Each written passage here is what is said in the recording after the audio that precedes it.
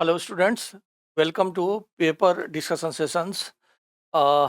अभी हम JEE main का वन डायमेंशनल मोशंस का प्रीवियस ईयर्स के क्वेश्चंस को डिस्कशन कर रहे हैं। दो पार्ट ऑलरेडी डिस्कशन कर चुके हैं, ये मेरा लास्ट पार्ट है। जो 2026 के जो एस्पिरेंट्स हैं उसके लिए ये सेशन काफ़ी यूज़फुल है, क्योंकि अगर आप वन डायमेंशनल्स के चैप्टर वीडियो के साथ अगर प्रीवियस ईयर क्वेश्चंस को ऐड कर दें तो आपका ये चैप्टर 100% कंप्लीट हो जाएगा and you will be ready for the coming examinations. इसीलिए हमारा सेशन ये काफ़ी यूज़फुल है। एंड सेशन का जो मेन मकसद ये है कि हम किस तरह से स्पीड और एक्यूरेसी को मेंटेन करेंगे, उसके लिए ये सेशंस है। आइए स्टार्ट करते हैं। देखिए, पहला क्वेश्चन कह रहा है कि velocity time graph of an object moving along A straight line is shown in the figure. What is the distance covered by the object between t is equal to 0 to t is equal to 4 seconds? अब अगर देखें तो graph में जो time है वो complete नहीं लिया है, वो t is equal to 0 से t is equal to 4 second मान लीजिए यहाँ पर है, इसके बीच में कह रहा है What is the distance covered by the object between t is equal to 0 to t is equal to 4 seconds? अब अगर कंसेप्ट को रिकॉल करें तो वेलोसिटी टाइम ग्राफ का जो एरिया है वो डिस्टेंस या डिस्प्लेसमेंट को कवर करता है। तो बेसिकली आपको एरिया फाइंड करना है, इसमें टाइम एक्सिस के वैल्यू कोई भी नहीं है, तो डिस्टेंस को ये कवर करेगा। अब अगर देखें यहाँ पर t इक्वल टू 4 सेकेंड्स में, तो एक एरिया तो ये आ जाएगा और एक एरिया ये होगा, एक एरिया ये हो जाएगी और एक एरिया ये है। तो बेसिकली आपको एरिया फाइंड करना है, तो आप एरिया फाइंड कर लो और इसमें कुछ है नहीं। तो सबसे पहले मैं एरिया फाइंड कर लेता हूँ। तो area is equal to, first में देखेंगे तो half multiplied by 2 and multiplied by 10 and plus ये हो जाएगा कितना, 2 से 4 तक 2 हो गया एंड ये 10 है, तो दूसरा वाला एरिया 2 मल्टीप्लाइड बाय 10 हो गया, तो ये हो गया 10 एंड प्लस 20, तो ये आपका 30 आ गया। इसका मतलब जो डिस्टेंस है that will be equal to 30 metre in 4 second. तो first option will be correct answers. फिर से देखिए, हमारा कंसेप्ट ये कहता है कि डिस्टेंस टाइम ग्राफ का जो एरिया है वो डिस्टेंस और डिस्प्लेसमेंट को रिप्रेजेंट करता है। डिस्प्लेसमेंट के लिए टाइम एक्सिस के बेलो जो एरिया होता है उसको माइनस करते हैं। नेक्स्ट देखिए, the position time graph of two students A and B returning from school to their homes are shown in the figure. अब उसके बेसिस पर इसने ऑप्शन बनाया है, A lives closer to school, B lives closer to school, A takes lesser time to reach home, B travels faster than B, B travels faster than A। तो अब अगर देखें यहाँ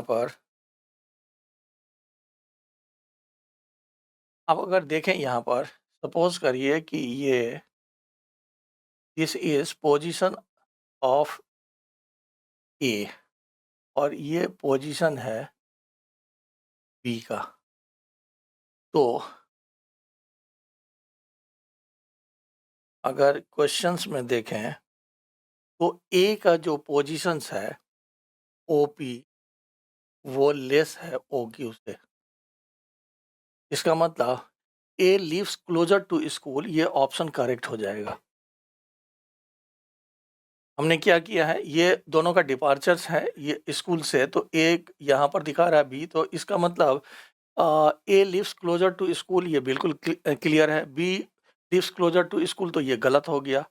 ए takes lesser time to reach home अगर देखें तो यहाँ पर अगर देखेंगे तो ये वाला टाइम ऑलमोस्ट सेम है,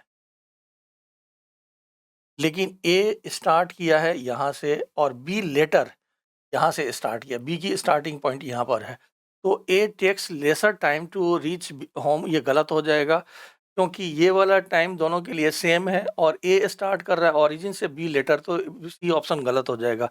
ए ट्रेवल्स फास्टर देन बी, ये गलत है क्योंकि slope of B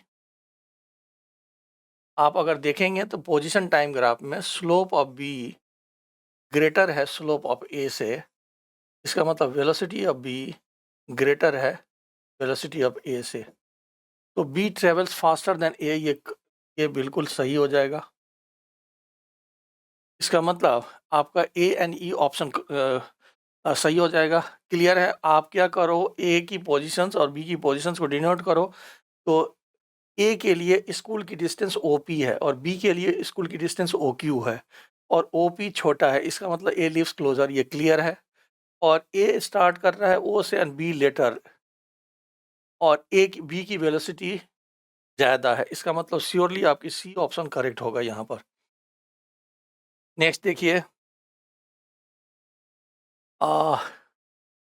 given below are two statements. Area under velocity time graph gives the distance traveled by the body in a given time. लेकिन यहाँ पर अगर देखेंगे तो इन्होंने डिस्टेंस लिखा है, लेकिन area under velocity time graph gives the displacement or distance traveled by the body in given time. तो always distance नहीं देगा, इसलिए मैं इस स्टेटमेंट को सही नहीं मान रहा हूँ। डिस्टेंस और डिस्प्लेसमेंट अगर लिखेगा तभी ये करेक्ट हो पाएगा। Area under acceleration time graph is equal to the change in velocity in given time, ये बिल्कुल सही स्टेटमेंट है। इसका मतलब स्टेटमेंट 1 इनकरेक्ट है, सिर्फ डिस्टेंस नहीं देता है, डिस्प्लेसमेंट भी देता है, इसलिए डिस्प्लेसमेंट यहाँ पर ऐड करना होगा। तो statement 1 is incorrect but statement 2 is correct, that is correct, ये सही है। नेक्स्ट देखिए, यहाँ पर अगर देखें तो velocity time graph of body moving in a straight line is shown in the figure. Ratio of the displacement to distance travel by the body from 0 to 10 seconds. आपको डिस्प्लेसमेंट और डिस्टेंस का ratio पूछ रहा है। तो आप अगर देखें तो ये एरिया कितना हो गया, 8 एंड मल्टीप्लाइड बाई 2, ये 16 हो गया। और ये एरिया कितना हो गया, 4 to 8, ये भी 16 हो गया। और नीचे वाला एरिया की मैं मैग्नीट्यूड लिख रहा हूँ, तो 2, ये 8 हो गया। एंड ये 4 नहीं, हाँ, ये 8 हो गया। तो आपका डिस्प्लेसमेंट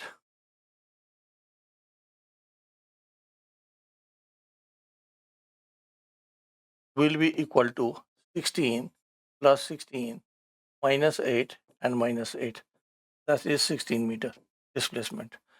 लेकिन अगर डिस्टेंस देखें, that will be equal to 16, ये 16 है, plus 16 plus 8 and plus 8, ये कितना हो जाएगा, 48 हो जाएगा। और हमें क्वेश्चंस में डिस्प्लेसमेंट एंड टू डिस्टेंस को फाइंड करना, तो डिस्प्लेसमेंट हमारा 16 है और डिस्टेंस 48 है, तो ये रेशियो 1/3 आ जाएगा, इसमें कुछ है नहीं। इसका मतलब बी ऑप्शन आपका करेक्ट होगा, ये ऑलरेडी नोन टू यू। फिर से देखिए कि आप डिस्टेंस को निकालने के, ये बैकवर्ड मोशंस को इंडिकेट कर रहा है, लेकिन डिस्टेंस निकालेंगे तो हम बैकवर्ड डिस्टेंस को भी काउंट करेंगे, लेकिन डिस्प्लेसमेंट निकालने के लिए बैकवर्ड मोशंस को माइनस करेंगे। नेक्स्ट देखिए, if the velocity time graph has the shape a and b, what would be the shape of the corresponding acceleration time graph? अब देखो, अगर एक्सेलरेशन कांस्टेंट है तो velocity time graph straight line होता है। अब एक्सेलरेशन अगर पॉजिटिव है, मैं अलग से दिखा देता हूँ कि अगर एक्सेलरेशन पॉजिटिव है तो वेलोसिटी एंड टाइम ग्राफ का नेचर ऐसा होगा, लेकिन अगर एक्सेलरेशन निगेटिव है तो वेलोसिटी टाइम ग्राफ का नेचर ऐसा होगा अगर कांस्टेंट है तो फर्स्ट में अगर देखेंगे तो ए एम एक स्ट्रेट लाइन है, इसका मतलब एक्सेलरेशन कांस्टेंट होगी, लेकिन इस लाइन का स्लोप नेगेटिव है, इसीलिए एक्सेलरेशन निगेटिव में कांस्टेंट होगा और इस लाइन का स्लोप पॉजिटिव है, इसका मतलब बी ऑप्शन इसका करेक्ट होगा। फिर से देखिए, अगर velocity time graph straight line है तो एक्सीलरेशन कांस्टेंट होगी। पहले वाले केसेस में स्लोप निगेटिव है, इसीलिए ए से एम तक एक्सीलरेशन कांस्टेंट है बट निगेटिव है, एंड एम से बी तक एक्सीलरेशन पॉजिटिव है एंड कांस्टेंट है, तो बी ऑप्शन करेक्ट होगा इसका। नेक्स्ट देखिए, a body is thrown vertically upwards. Which one of the following graphs correctly represent the velocity versus time graph? A body is thrown vertically upwards. जैसे मान लीजिए आपने एक पर्टिकुलर वेलोसिटी से throw किया, कहीं कहीं उसकी वेलोसिटी 0 होगी, एंड नियर द सरफेस हम एक्सेलरेशंस को कांस्टेंट मानते हैं एंड डाउनवर्ड डायरेक्शंस को हम नेगेटिव लेते हैं। तो स्टार्टिंग में आपकी वेलोसिटी यहाँ पर है, एक पर्टिकुलर टाइम के बाद उसकी वेलोसिटी 0 होगी, एंड उसके बाद जब वो रिटर्न होगा तो उसकी वेलोसिटी निगेटिव होगी, एंड हमने एक्सेलरेशन को कांस्टेंट माना है, that's why velocity time graph straight line के फॉर्म में होगा। जैसे आप एग्जांपल ले सकते हैं, जैसे मान लीजिए कि हमने 20 मीटर पर सेकंड से थ्रो किया लेट, तो इसकी वेलोसिटी 2 सेकंड के बाद 0 हो गया, एंड फिर से वो 2 सेकंड के बाद वापस आ गया। तो अगर हम इसका ग्राफ ड्रॉ करेंगे तो वो 20 मीटर पर सेकंड से स्टार्ट करेगा, 2 सेकंड के बाद उसकी वेलोसिटी 0 हो जाएगी, 2 सेकंड के बाद उसकी वेलोसिटी 0 हो जाएगी, एंड फिर से 4 सेकंड के बाद उसकी वेलोसिटी फिर से -20 मीटर पर सेकंड हो जाएगा, मैग्नीट्यूड में सेम रहेगा। तो उसके बेसिस पर बी ऑप्शन इसका करेक्ट है, इसमें कहीं डॉट नहीं है, बी ऑप्शन इसकी करेक्ट होगी। नेक्स्ट देखिए, displacement versus time graph is shown in the figure, and इस ग्राफ के बेसिस पर आपको कुछ ऑप्शंस दिए हुए हैं। आप मेनली इस ऑप्शंस को पढ़ो एंड उसके बेसिस पर इसको देखने की कोशिश करो। जैसे पहला कह रहा है कि average velocity during 0 to 3 seconds, तो देखिए 0 पर वो -5 पर है और 3 सेकेंड में 5 पर है। तो अगर हम ए ऑप्शन देखें, तो average velocity is equal to total displacement. तो टोटल डिस्प्लेसमेंट हो गया 5 minus 5 and divided by time. तो टाइम हमारा 3 सेकेंड दिया हुआ है, that will be equal to 10/3 metre per seconds. फिर से देखिए, आपको एक सर्टेन इंटरवल में एवरेज वेलोसिटी की बात कर रहा है। एवरेज वेलोसिटी मतलब total displacement upon total time. तो अगर आप देखें यहाँ पर, तो अगर ये ओरिजिन है तो यहाँ पर -5 पर है और 3 सेकेंड में +5 पर है। तो इसका मतलब डिस्प्लेसमेंट हमारा 10 हो गया एंड टाइम ये हो गया। तो ए ऑप्शन में 10 मीटर पर सेकेंड कह रहा है, इसका मतलब ये ऑप्शन गलत है। अब देखिए, नेक्स्ट देखिए आप, एवरेज वेलोसिटी ड्यूरिंग 3 to 5 0 है, तो ये बिल्कुल सही कह रहा है, क्योंकि 3 से 5 के बीच में उसकी मूवमेंट नहीं है, वो 5 पर रुका हुआ है। इसका मतलब ये ऑप्शन बिल्कुल करेक्ट है। Instantaneous velocity at t equal to 2 seconds is 5 metre per seconds. तो ये बिल्कुल सही कह रहा है, क्योंकि 2 सेकेंड्स में इस लाइन का जो स्लोप है, इस लाइन का स्लोप 5/1, तो ये बिल्कुल सही है। आपका ये ऑप्शन बिल्कुल सही है। अब average velocity during 5 to 7 seconds and instantaneous velocity at t is equal to 6.5 seconds are equal। तो अगर 6.5 में देखेंगे तो 6.5 समवेयर यहाँ पर है, तो इस लाइन का स्लोप कितना हो गया 5 एंड डिवाइडेड बाय 1। तो 6.5 सेकेंड्स आर इक्वल, तो यहाँ पर एवरेज वेलोसिटी 5 मीटर पर सेकेंड हो गया एंड टी टू 5 सेकेंड्स में देखेंगे तो 2 to 5 सेकेंड्स में देखेंगे तो इंस्टेंटेनियस वेलोसिटी नहीं 5 to 7 second, sorry average velocity 5 to 7 second, तो ये ऑप्शन सही नहीं है। The average velocity from t equal to 0 to t equal to 9 second, तो t इक्वल टू 0 पर वो 0 पर है और 9 पर भी 0 है, इसका मतलब डिस्प्लेसमेंट 0 है, इसका मतलब ई ऑप्शन करेक्ट हो सकता है।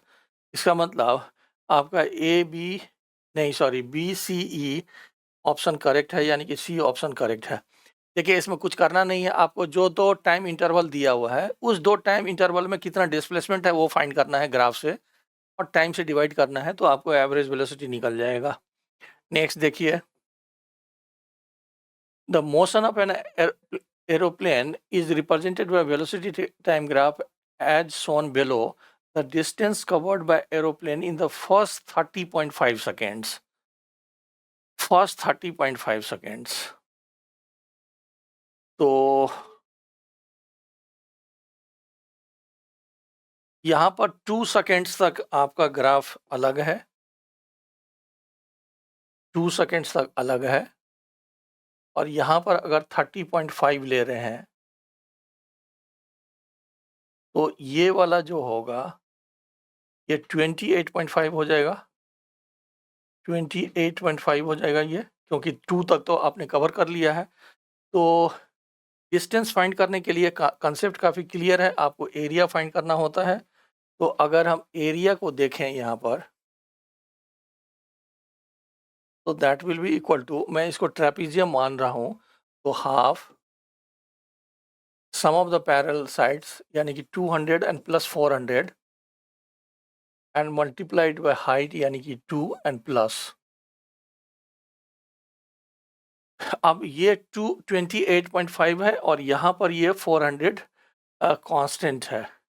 इसका मतलब देखिए आपको क्वेश्चन में फर्स्ट 30.5 सेकेंड्स में बोला गया है, तो ये 2 सेकेंड हो गया, तो नेक्स्ट टाइम जो लेंगे वो 28.5 लेंगे, तो ये आपका 28.5 एंड मल्टीप्लाइड बाय 400 लिखेंगे, तो ये कितना हो गया, ये कैंसिल हो गया, तो ये हो गया 600 एंड प्लस यहाँ से अगर हमने एक जीरो को इससे हटा दिया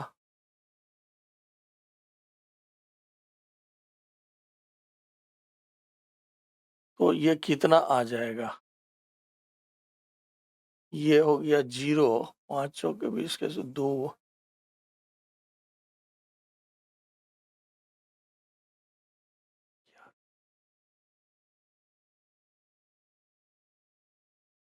तो ये 11 मीटर में है अभी ये, एंड 600 अगर कर देंगे ऐड तो ये आपका 12,000 मीटर आ जाएगा, तो ये 12 किलोमीटर आ जाएगा हमारे ख्याल से। तो 12 किलोमीटर आपको आंसर किलोमीटर में पूछ रहा है, इसका मतलब 12 kilometre will be correct answers. Next, the coordinates of the particle moving in xy plane are given by x is equal to 2 plus 4t and y is equal to 3t plus 8t square. The motion of the particle is, तो सबसे पहले आप देखिए x का value दिया हुआ है 2 plus 4t, तो dx by dt यानी कि vx is equal to 4 हो गया and ax is equal to 0 हो गया, एंड सिमिलरली अगर हम y देखें तो 3t and plus 8t square है, तो dy बाई डी टी जिसको मैं vy लिख रहा हूँ that will be equal to 3 and plus 16t and ay equal to हो गया 16। अब एक्सेलरेशन इन x डायरेक्शंस हमारा 0 है और एक्सेलरेशंस y डायरेक्शंस में 16 है, इसका मतलब एक्सेलरेशन कांस्टेंट है, इसका मतलब आपकी मोशन यूनिफॉर्मली एक्सीलरेटेड मोशंस है, क्योंकि एक्सेलरेशन वेरिएबल नहीं है। तो पहला कंक्लूजन हमने निकाला कि यूनिफॉर्मली एक्सीलरेटेड मोशंस है, लेकिन अगर आप वेलोसिटी की डायरेक्शंस देखोगे तो जैसे आप इनिशियल ले लो, मान लो t इक्वल टू 0 टाइम में ले लें, t इक्वल टू 0 टाइम में इस डायरेक्शंस में वेलोसिटी 4 मीटर पर सेकेंड है लेट, और इस डायरेक्शंस में 3 मीटर पर सेकेंड है, तो आपका जो नेट वेलोसिटी है वो 5 मीटर पर सेकेंड है, और एक्सेलरेशन इस डायरेक्शंस में है, यानी कि एक्सेलरेशन और वेलोसिटी सेम डायरेक्शंस में नहीं है, एक्सेलरेशन एंड वेलोसिटी पैरेलल नहीं है या एंटी पैरेलल नहीं है। तो अगर एक्सेलरेशन और वेलोसिटी के बीच में कुछ एंगल होगा तो वहाँ पर जो पाथ होगा वो पैराबोलिक ही होगा। तो इसका मतलब ये uniformly accelerated having motion along ए पैराबोलिक पाथ, डी ऑप्शन इसका करेक्ट हो जाएगा। देखिए जैसे पहले में नॉन यूनिफॉर्मली एक्सेलरेटेड मोशन है तो ये गलत हो गया क्योंकि एक्सेलरेशन कांस्टेंट है। Uniformly accelerated motion having along ए स्ट्रेट लाइन, ये पॉसिबल नहीं है क्योंकि वेलोसिटी और एक्सेलरेशन सेम डायरेक्शंस में नहीं है। यूनिफॉर्म मोशन अलोंग ए स्ट्रेट लाइन, ये गलत है, तो डी ऑप्शन ही इसका करेक्ट होगा। नेक्स्ट देखिए, from VT graphs on the ratio of distance to displacement in 25 second of motion is, इसमें कुछ करना नहीं है आपको, आपको हर एक एरिया फाइंड करना है। तो अगर मैं इसको एरिया 1, 2, 3, 4 एंड 5 लिख दूं तो इसमें देखिए कि एरिया 1 कितना आ रहा है। Area 1 is 25। एरिया 2 देखिए कितना है, 50। एरिया 3 देखिए कितना है, हाफ, और 5 एंड मल्टीप्लाइड बाय 20, ये हो गया 5, नहीं थोड़ी सॉरी 3 तो ये है ना, तो ये ट्रेपीजियम हो गया, तो 10 प्लस 20 एंड मल्टीप्लाइड बाय 5, तो ये हो गया half, 10 plus 20 and multiplied bye 5, तो ये कितना हो गया,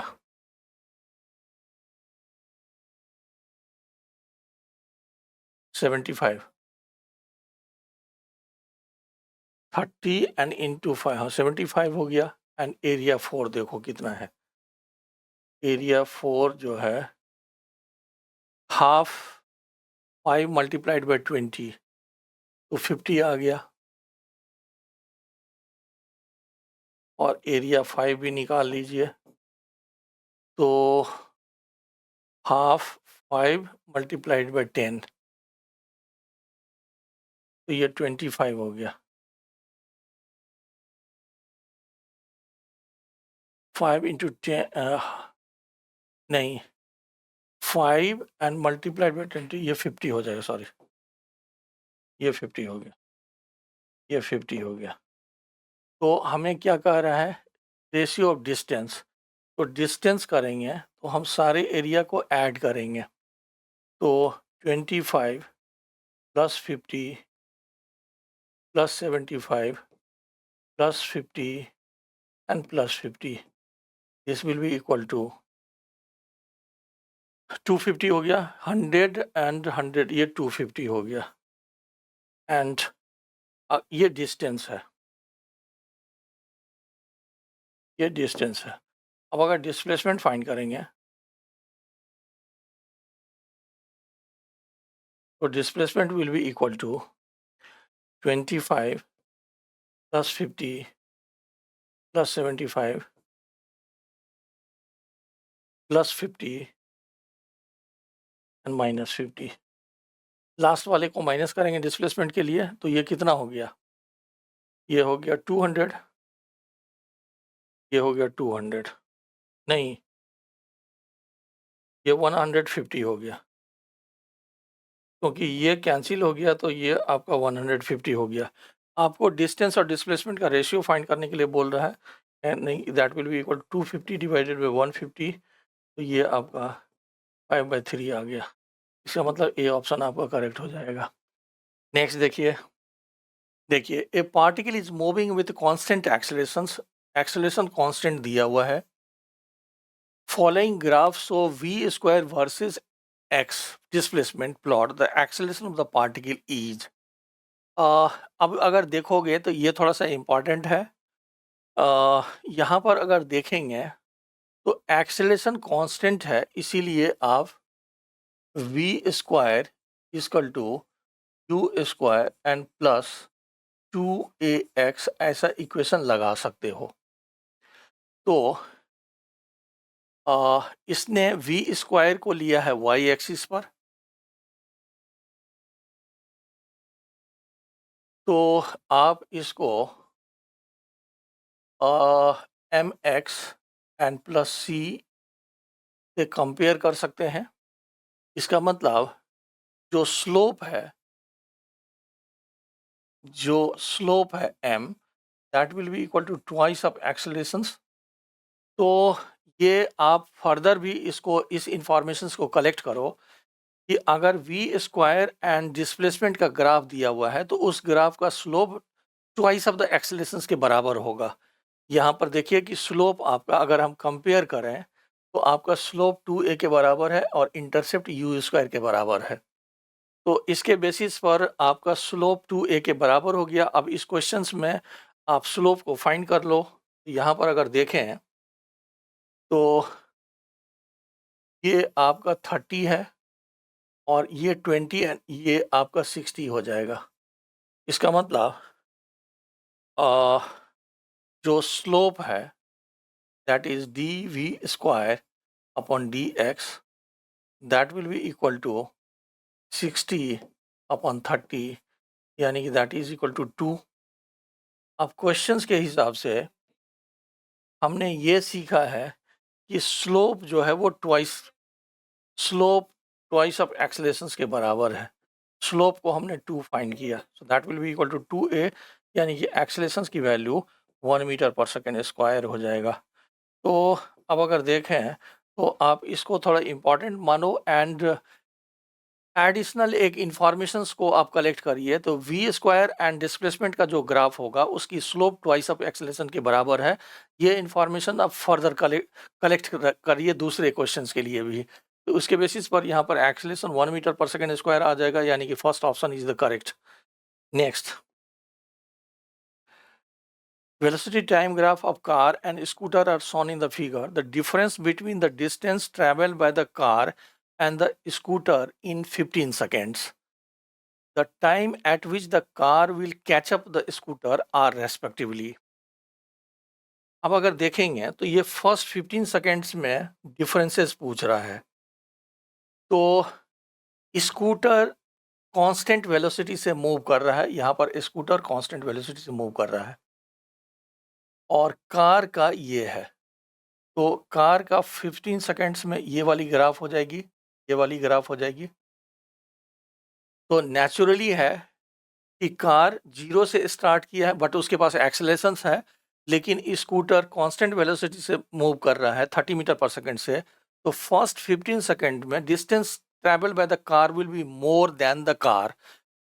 तो अब ये कह रहा है, पहले वाले पार्ट में कह रहा है ये कि find the difference between the distance travel by the car and the scooter in 15 seconds. तो आप सिंपली एरिया को फाइंड करो। तो फर्स्ट क्वेश्चंस में अगर आप डिफरेंस देखेंगे, हम डिफरेंस लिख रहे हैं इन distance, so that will be equal to difference in area। तो अगर हम स्कूटर का देखेंगे तो हम लिखेंगे 30 and multiplied bye 15 and minus, देखिए ये वाली जो एरिया है ये डिस्टेंस देगा स्कूटर का, और ट्रायंगल वाला जो है वो एरिया देगा डिस्टेंस ऑफ द कार। तो कार के लिए लिखेंगे तो कितना हो गया, half multiplied bye 15 and multiplied bye 45। तो ये कितना हो गया, 450 एंड माइनस। या इसमें एक काम करिए आप, कैलकुलेशंस को इजी करने के लिए आप 15 को कॉमन ले लो। तो 15 अगर कॉमन ले लिए तो यहाँ से बचा 30 एंड माइनस 22.5, तो ये हो जाएगा 15 एंड मल्टीप्लाइड बाय 7.5, तो ये आपका 112.5 मीटर आ जाएगा। इसका मतलब 15 सेकेंड्स में distance covered by scooter and car is 112.5 metre. अब यहाँ पर अगर देखेंगे तो दो ऑप्शंस में 112.5 मीटर है। अगर सिंगल ऑप्शन में होता तो मैं फर्दर कैलकुलेट नहीं करता, ऑप्शन करते, टाइम बचाते, दूसरा क्वेश्चन सॉल्व करते। लेकिन चूंकि यहाँ पर दो ऑप्शंस हैं एंड टाइम जो है वो 15 एंड डिफर है, इसीलिए आपको दूसरा क्वेश्चंस दूसरे पार्ट को सॉल्व करना पड़ेगा। अब ये कह रहा है the time at which the car will catch up the scooter are. तो मान लो कि वो टी टाइम के बाद हम ऐसा, अब सेकेंड क्वेश्चन को अटेम्प्ट कर रहे हैं। सेकेंड क्वेश्चंस में सपोज करिए कि हम मानते हैं कि after time T car catch up the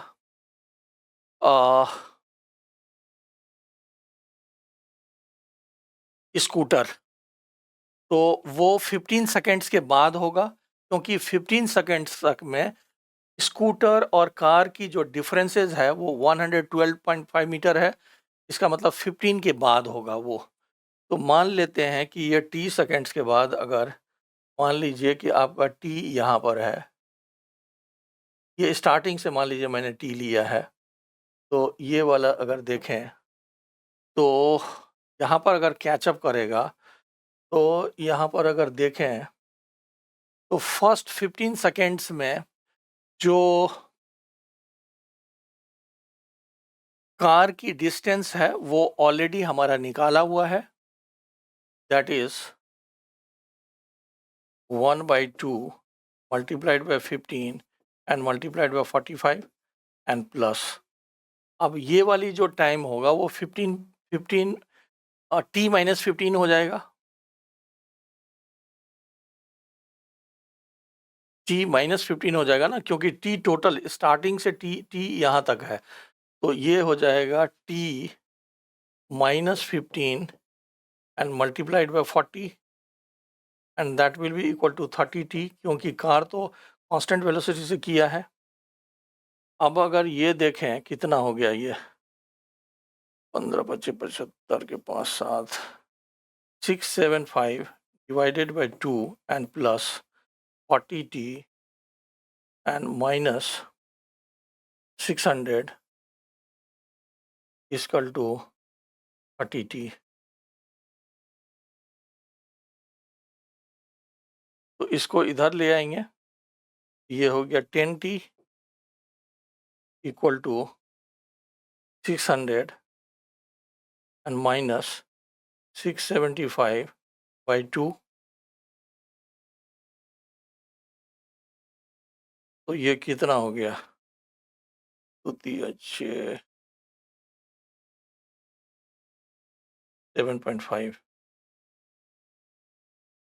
तो ये आपका 222.5 आ रहा है, तो 22.5 सेकेंड आ जाएगा, तो टी आपका 22.5 सेकेंड आ जाएगा।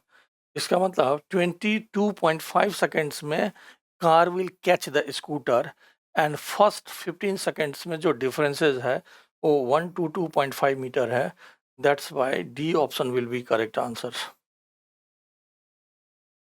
नेक्स्ट देखिए,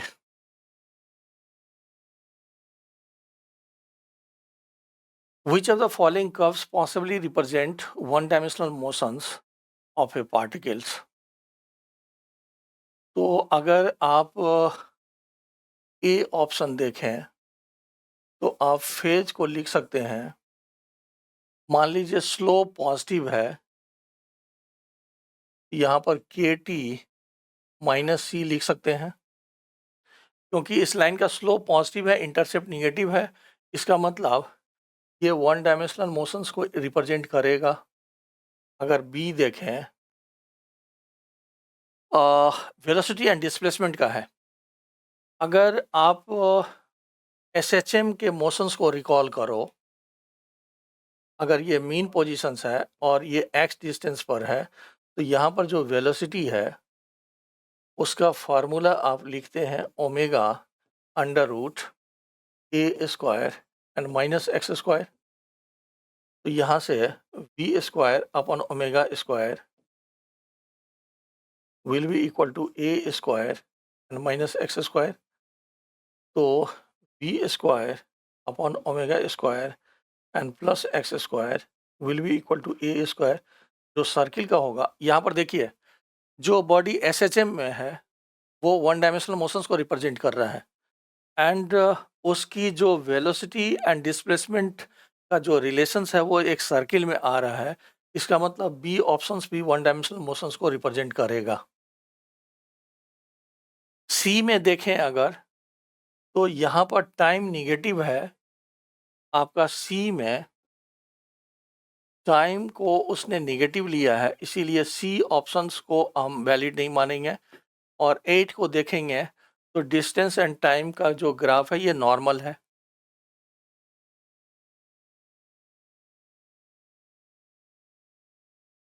ये तो नॉर्मल है, तो ये तो होगा ही, ये नॉर्मल है, इसमें कहीं प्रॉब्लम नहीं है। तो डी ऑप्शंस भी आपका वन डायमेंशनल मोशंस को रिप्रेजेंट करेगा।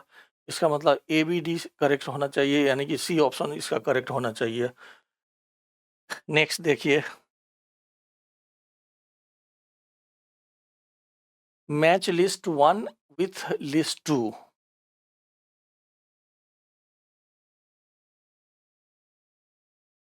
अच्छा, आ, अगर आप ए ऑप्शन में देखो तो यहाँ पर आप पैराबोलिक के हिसाब से x इक्वल टू के टी स्क्वायर लिख सकते हो। तो यहाँ से D x by D T का वैल्यू 2 kT आ जाएगा, यानी कि आपका वेलोसिटी 2 kT हो गया।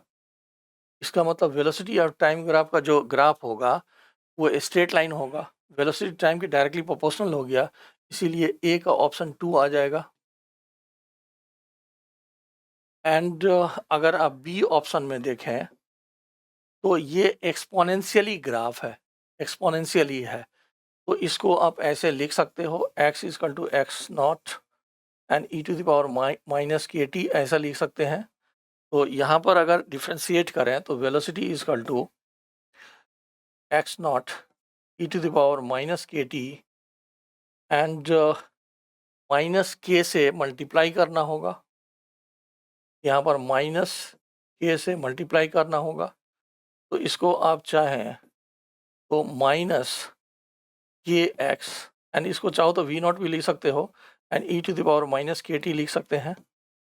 तो इसका मतलब अगर बी का देखें तो 4 ऑप्शन मैच करेगा, ये के एक्स को आप वी नॉट लिख सकते हो, यहाँ पर वी नॉट लिख सकते हैं, तो ये आपका 4 ऑप्शन मैच करेगा, तो बी का ऑप्शन 4 हो जाएगा। अब यहाँ पर देखेंगे तो फर्स्ट हाफ में स्लोप पॉजिटिव है, ये स्ट्रेट लाइन है तो वेलोसिटी कांस्टेंट होगी, एंड नेक्स्ट हाफ में स्लोप नेगेटिव है एंड स्ट्रेट लाइन है तो वेलोसिटी नेगेटिव होगी। तो इसका मतलब सी का जो करेक्ट ऑप्शन होगा वो थर्ड होगा ही, सी में कोई लफड़ा नहीं है। एंड डी में देखेंगे तो position time graph straight line के टर्म में है तो वेलोसिटी कांस्टेंट होगी, तो डी का जो है वो 1 हो जाएगा। तो इसका मतलब 2/4 एंड 1, इसका मतलब बी करेक्ट आंसर होगा।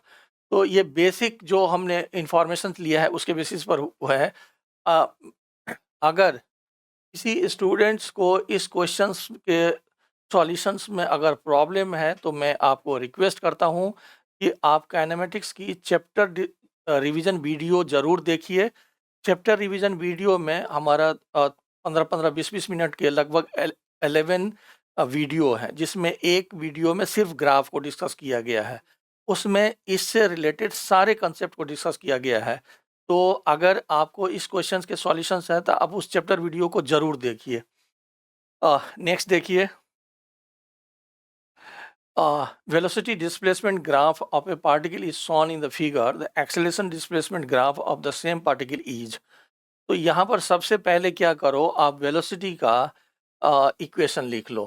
तो वेलोसिटी इज इक्वल टू, यहाँ पर देखिए आपका ये एंगल 90 से अबव है, इसका मतलब इस लाइन का स्लोप निगेटिव होगा, minus V not upon X not X and plus V. यहाँ से आपको एक्सेलरेशंस के बारे में पूछा है, तो आप क्या करो, D V by D X निकाल लो। D V by D X will be equal to minus V naught X naught, इसका जीरो हो जाएगा। अब आप एक्सेलरेशंस को लिखो, तो v D V by D X, v के जगह पर हमने लिखा minus V naught divided by X not and X and plus V naught and minus V naught X naught, इसको मल्टीप्लाई कर लीजिए, तो ये हो गया V not square upon X not square X and minus V not square upon X not. अब अगर इसको आप एक्सेलरेशन का इक्वेशन तैयार करें एंड इसको अगर y equal to M X N plus C से कंपेयर करें, तो आपका जो स्लोप है वो पॉजिटिव है, इंटरसेप्ट निगेटिव है, और ये स्ट्रेट लाइन है। x की सिंगल पावर पर है, y equal to M X C से एम एक्स सी से कंपेयर करें, इसका मतलब एक्सेलरेशंस और पोजीशंस का जो ग्राफ होगा वो स्ट्रेट लाइन होगा, लेकिन स्लो पॉजिटिव होगी और इंटरसेप्ट निगेटिव होगा। तो आप अगर देखेंगे तो सी ऑप्शन आपका मैच कर रहा है, इसलिए C will be the correct answers. Clear है? मेरे ख्याल से सही है। नेक्स्ट देखिए, फिर से अगर देखेंगे ना, तो ये बेसिक से रिलेटेड आपको क्वेश्चन पूछा है, जैसे position velocity and acceleration of a particle moving with a constant acceleration can be represented as. अब अगर देखोगे, अगर एक्सेलरेशन कांस्टेंट है आइदर पॉजिटिव और निगेटिव में, तो एक्सेलरेशन हमने कांस्टेंट लिया, तो velocity time graph straight line के फॉर्म में होगा एंड पोजीशन टाइम ग्राफ पैराबोलिक होगा। अब अगर सपोज करिए कि आपकी एक्सेलरेशन निगेटिव है, तो वेलोसिटी टाइम ग्राफ इस फॉर्मेट में होगा एंड पोजीशन टाइम ग्राफ का स्लोप ऐसा होगा। नहीं, ये उल्टा होगा ना। हाँ, सही है। देखिए, ये बेसिक है। अगर एक्सेलरेशन कांस्टेंट है तो velocity time graph straight line के फॉर्म में होगा एंड पोजीशन टाइम ग्राफ पैराबोलिक होगी। पैराबोलिक इस तरह का होगा। अगर एक्सेलरेशन निगेटिव है तो वेलोसिटी टाइम ग्राफ फिर से स्ट्रेट लाइन के फॉर्म में है, बट यहाँ पर स्लोप निगेटिव है एंड पैराबोलिक इस फॉर्मेट में होगा। अब ये बेसिक जो जहाँ पर मैच कर जाए, तो आपका बी ऑप्शन देखो, बी ऑप्शन मैच कर रहा है। Velocity time graph straight line में है, एक्सेलरेशन पॉजिटिव है, तो इसका मतलब बी ऑप्शन हमारा करेक्ट आंसर है। यहाँ पर वेलोसिटी टाइम देखो, यहाँ पर वेलोसिटी को पैराबोलिक ले लिया, गलत हो गया। यहाँ पोजीशन को स्ट्रेट लाइन ले लिया, तो ये गलत हो गया। यहाँ पर इस ग्राफ के लिए वेलोसिटी को नेगेटिव ले लिया, इसलिए गलत है। आप इसके बेसिस पर फॉलो करोगे तो बी ऑप्शन हमारा करेक्ट हो जाएगा। Next, velocity displacement graph describing the motion of a bicycle is shown in the figure. आपको वेलोसिटी डिस्प्लेसमेंट ग्राफ है, वेलोसिटी टाइम ग्राफ नहीं है, वेलोसिटी डिस्प्लेसमेंट ग्राफ है। The accelerations displacement graph of the bicycle's motion is best represented by acceleration और displacement. तो यहाँ पर देखेंगे तो आफ्टर 200 सेकेंड्स, मतलब अगर t ग्रेटर देन 200 सेकेंड है, 200 मीटर है, सॉरी, यहाँ पर एक्सेलरेशंस की वैल्यू 0 है, क्योंकि इसके बाद देखेंगे तो यहाँ पर एक्सेलरेशन की वैल्यू 0 है। इसका मतलब आपका जब डिस्टेंस, ये आपका सॉरी यहाँ पर ये x है। अब अगर x लेस देन 200 मीटर है तो यहाँ पर एक्सेलरेशंस है। तो एक्सेलरेशंस के लिए आप सबसे पहले क्या करो कि यहाँ पर ये 200 है और ये 40 है, तो आपका जो वेलोसिटी डिस्प्लेसमेंट का ग्राफ का जो स्लोप हो गया दैट इज 40/200। 40/200 यहाँ पर 40 है, दिस इज 40/200, तो ये 1/5 हो गया। तो आप वेलोसिटी का हमने x लेस देन 200 मीटर में ऑपरेट कर रहे हैं, x ग्रेटर देन 200 मीटर में एक्सेलरेशन 0 है, that is known to you. अब यहाँ पर देखेंगे तो v इक्वल टू कितना हो गया mx, यानी कि 1/5 x एन प्लस c का मतलब 10 हो गया। तो यहाँ से dv/dx का वैल्यू हो गया 1/5। तो एक्सेलरेशन हमारा होता है v dv/dx d, तो v हमारा कितना है 1/5 x N plus 10 and dv/dx का वैल्यू है 1/5। तो आपका कितना हो गया एक्सेलरेशन? एक्सेलरेशन हो गया 1/25 x एन प्लस 2, ये एक्सेलरेशन का वैल्यू हो गया। तो अगर हम x का वैल्यू 0 रखें तो एक्सेलरेशन का वैल्यू हो गया 2, और अगर हम x का वैल्यू 200 रखें तो एक्सेलरेशन की वैल्यू हो गई 8, एंड ये स्ट्रेट लाइन के फॉर्म में है, this is the straight line. तो फिर से देखिए, एक्सेलरेशंस एंड पोजीशंस का ग्राफ स्ट्रेट लाइन होगा। x इक्वल टू 0 पर एक्सेलरेशन 2 है और x इक्वल टू 200 पर एक्सेलरेशन की वैल्यू 8 है।